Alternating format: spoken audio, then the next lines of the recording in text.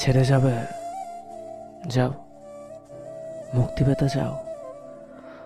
ওকে, সেটাও দিলাম, কিন্তু অনুরোধ একটাই, ছেড়ে যাওয়ার জন্য কোনো অজুহাত দেখিও না। তোমার আমাকে আর ভালো লাগে না সেটা বলে গেলেই পারতে। শুধু শুধু এসব হাস্যকর অজুহাত কেন দেখাও? তুমি আমার বদনাম করবে, করো, তাতে একটু খোঁত রেখো না। আসলে সত্যিটা তুমিও জানো যে আমার ভালোবাসায় কোনো কমতি ছিল না।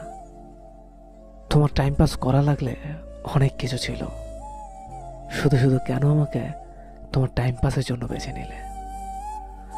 আমি তো তোমার কোনো ক্ষতি করিনি, তাহলে আমার সাথেই কেন তোমাকে এমন করতে হলো?